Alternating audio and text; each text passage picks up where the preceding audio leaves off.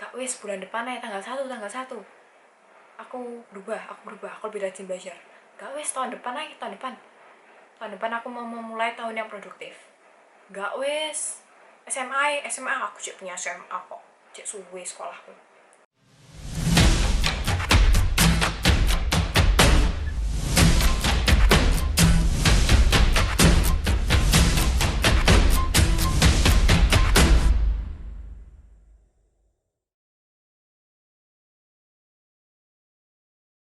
Hai guys, aku mau sharing dikit tentang pengalaman seorang Ani. Jadi untuk pertama kali yang kedua aku kayak berhasil berubah 150 derajat. Jadi antara berubah sama terpaksa tuh sebenarnya beda tipis guys, kalau kalian sadar. Oke. TK kelas 1, kelas 2 itu aku sekolahnya di Citra Berkat. Kan kalau aku bisa bilang Citra Berkat tuh sekolahnya nyantai karena dia nggak terlalu berpatokan sama buku, dia nggak terlalu banyak hafalannya, ya gitu deh. Terus kelas 3 aku pindah ke sekolah pada umumnya yang banyak pola hafalannya itu. Karena aku anaknya kurang bisa beradaptasi, akhirnya proses transisiku di antara kedua sekolah itu lumayan susah. Di kelas 3 PAS ku ulangan akhir semester ya. Itu remet semua guys, kecuali matematika, dan itu pun karena nyontek. Terus di kelas 4 nilaiku udah membaik, nilaiku udah nuai semua karena belajar. Dan di kelas 6 itu pas graduation kan ada yang namanya ranking ya, jadi dari 1 sampai 10 itu kan dapat penghargaan. Di situ aku kayak setengah sedih, setengah nyesel, kenapa sih dulu aku nggak belajar rajin-rajin gitu. Dari situ aku termotivasi, kan SMP aku balik ke Citra Berkat lagi. Di situ aku termotivasi, oke, aku balik ke Citra Berkat, sekolah yang nyantai itu aku harus rajin belajar.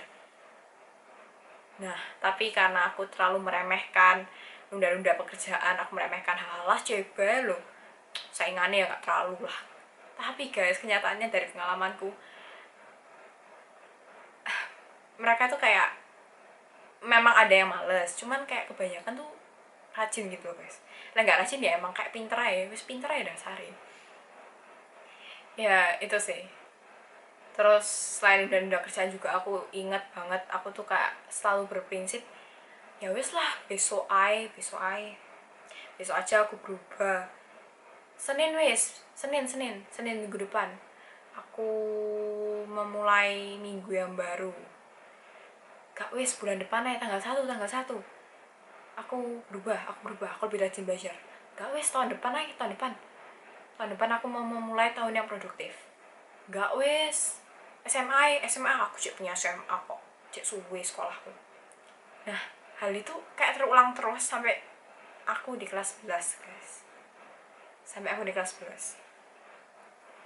jadi aku ikut organisasi itu kelas 10. Itu pertama kali aku ngerasain, oh jadi gini toh berorganisasi, oh jadi gini jadi anggota JE itu. JE itu kalau kalian nggak tahu, di sekolah lain namanya OSIS, sama aja. Oh gini jadi anggota JE. Jadi di tahun itu aku masuk ke divisi Art and Performance karena aku suka yang berbau art. Terus aku bisa bilang kerjaanku di JE tahun itu lumayan nyantai karena aku nggak terlalu dapat banyak tugas ya, meskipun aku sempat stres karena dipercayakan jadi PIC di suatu acara. Tapi bersyukur banget di tengah kesetresan itu ada kakak-kakak kelas yang bantu aku, jadi ya meskipun aku pusing tapi ya kebantulah intinya. Dan di situ aku juga dapat pengalaman yang bagus kok bagus sih ya, pokoknya gitulah, aku dapat pengalaman. Kalau flashback sebentar, alasanku masuk JE itu karena pengen dapat sertifikat guys ya, itu jujur ya, aku pengen dapat sertifikat. Jadi di kelas 11, terus kan naik kelas 11 aku sempat dilema, aku lanjut JE apa enggak ya, soalnya jujur aja tugas-tugasku ya keteteran, meskipun JE cuma ngaruh 20% ya sama sekolahku, sisanya ya karena akunya sendiri, karena akunya yang nunda-nunda kerjaan, karena akunya yang males gitu toh, ditambah situasi PJJ, situasi online susah pol ya, kalian juga pasti ngerasain sih. Makanya aku sempet dilema, lanjut gak ya, tapi akhirnya aku tetap mutusin lanjut aku ikut JE lagi karena tak pikir-pikir tuh aman gitu loh guys. Kesempatanku untuk berorganisasi di sekolah itu ya tinggal ini doang, kapan lagi? Kelas 12 kan udah gak bisa tuh, udah gak boleh. Makanya aku mutusin, aku daftar masuk divisi media dan publikasi. Tapi pas diumumin, aku diuncal no guys, aku dilempar ke divisi fellowship. Nah di sini aku kayak nggak pernah kebayang gitu, nggak pernah mikir aku bakal masuk divisi fellowship itu, kayak nggak pernah kepikiran gitu. Terus di bawah kepemimpinan GM yang kerjanya cepet banget, programnya banyak banget, itu wow banget guys. Mungkin buat kalian biasa aja, tapi buat aku wow gitu loh. Kayak bayangin dia yang nanti sebelum jam 9 udah harus selesai ya, sama aku yang halah nanti lah aku mau nonton sih kok. Itu kayak langit dan bumi tuh guys cara kerjanya. Jadi di sini berat banget. Tapi sebenarnya di saat aku tadi nggak masuk ke divisi yang aku daftar, ke divisi media, kesampaian di divisi fellowship. Karena di divisi fellowship sendiri tuh kayak ada pembagian tugasnya, dan aku bagian medianya fellowship sendiri. Tapi di sini aku sempet stres pol, karena aku tuh kan kalau ngedit di HP kan guys, bukan di laptop. Jadi aku nggak pernah megang laptop untuk ngedit. Sedangkan aku dituntut untuk pakai Photoshop, pakai Premiere. Wow, itu aku nggak pernah megang itu. Wow, makanya aku sempat keteteran pol, dan banyak pol ngono lho halangannya, mulai dari laptop yang katanya kentang, terus ya banyak pol sih halangannya. Soalnya laptop kentang itu kan kurang apa ya, laptop sing rame nggak nyampe RAM tak apa gitu loh, sing nggak sesuai kan bakal lemot toh laptopnya buat ngedit. Ya itu sih, jadi aku terpaksa kayak harus menjalani, aku harus mengambil langkah baru untuk menghadapi laptop yang seperti itu, untuk terjun ke dalam dunia editing dan lain sebagainya.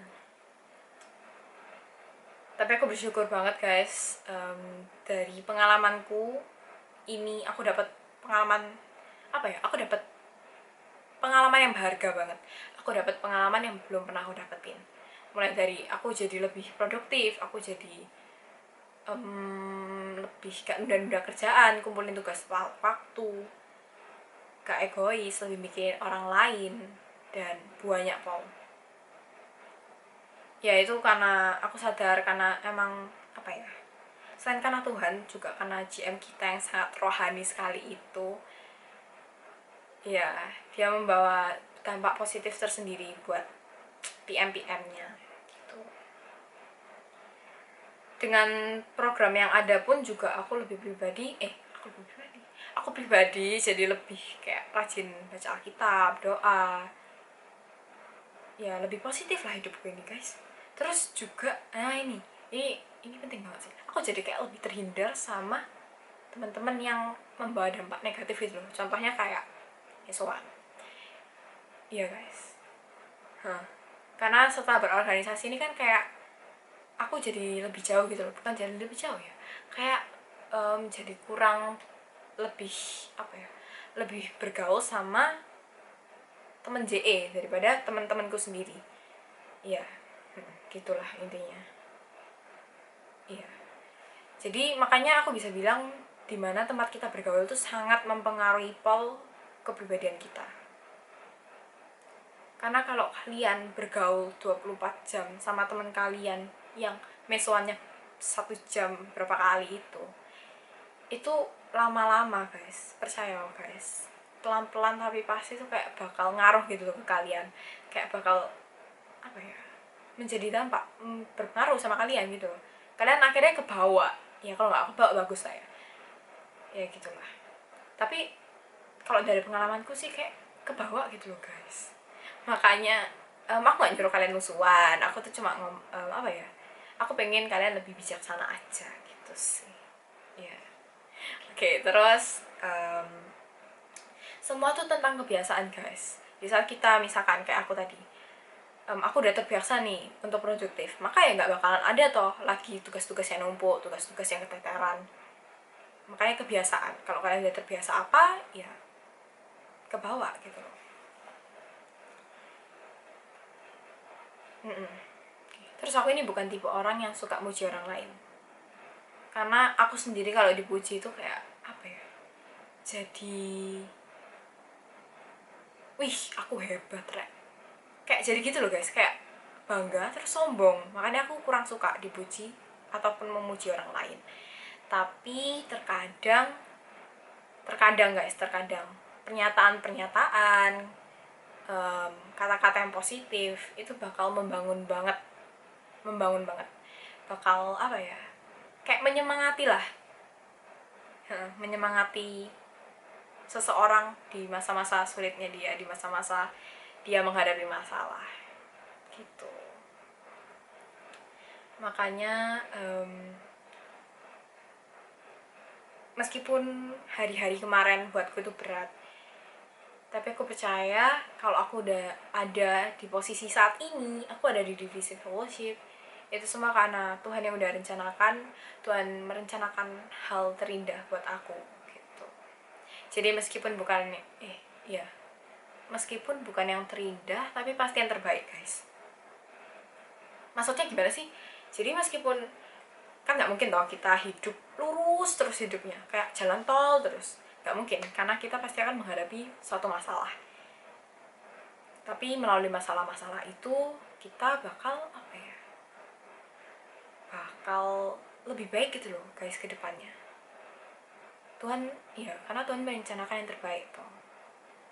Melalui masalah-masalah yang kita hadapi, melalui pengalaman-pengalaman yang nggak enak mungkin, di situ kita dikuatkan guys. Oke, segitu aja guys sharing dari aku. Thank you sangat.